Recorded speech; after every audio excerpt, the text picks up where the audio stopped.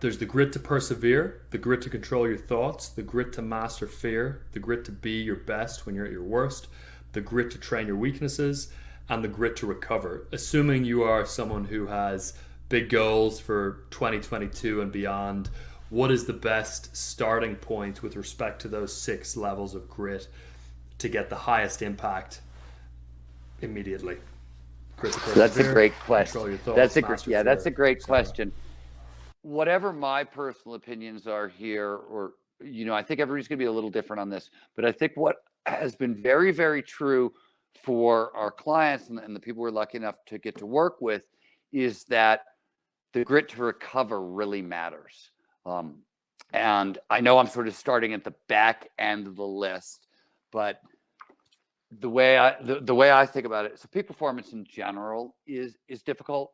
Being gritty in general is difficult, and burnout is a ever present problem, and lack of flow is an ever present problem. And if you have I find, especially with peak performance, this may not be true for everybody listening, but for hard charging type A types who are really committed to peak performance, nobody likes to slow down.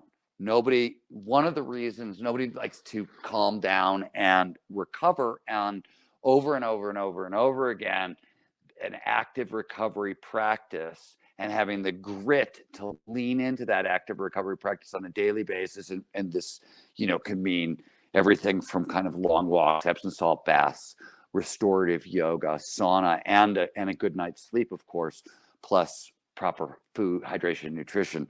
That stuff really, really tends to matter. And those are grit skills. Those are hard things to do. Especially if you've worked a long day and expended a lot of grit to like go jump into a sauna. It may be a luxury, but maybe you don't have one in your house. You have to go someplace to get into a sauna. All those things take extra effort, and it's hard to remember to do that on a regular basis. So I think you want to sort of emphasize the grit to recover as a key grit skill. Also as a key, flow hack skill.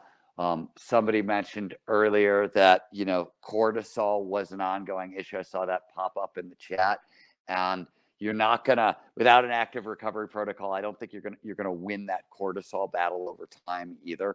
So I think the grit to recover is a great place to start, and it leads nicely from something we were just talking about, because one of the other reasons clear goals and clear goals lists are so important, meaning I have a daily to-do list, is I've got 9 items on my list, or whatever you have.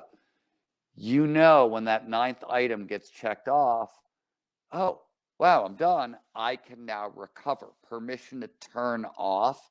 And if that becomes your pattern, I've got a clear goals list, I'm going to get everything done, and then I have the grit to recover.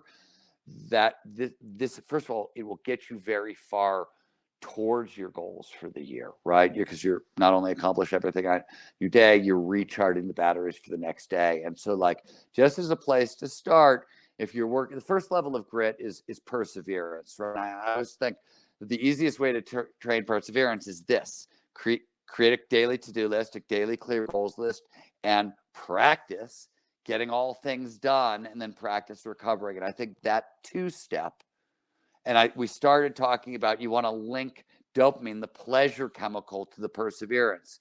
This is what you want to link your dopamine to: is, oh, wow, I've accomplished everything on my clear goals list, and I went and actively shut it down afterwards. Because again, right, if you actively accomplish everything on your clear goals list, and then you go out and get drunk and don't sleep well to celebrate, you're not going to be able to sustain that momentum. And what you're really after is momentum. And momentum is sort of accomplishing everything on your clear goals list day after day after day. I always like to say that peak performance is nothing more or less than a checklist, right? It's doing everything on your checklist today, doing it again tomorrow, doing it again tomorrow, repeat.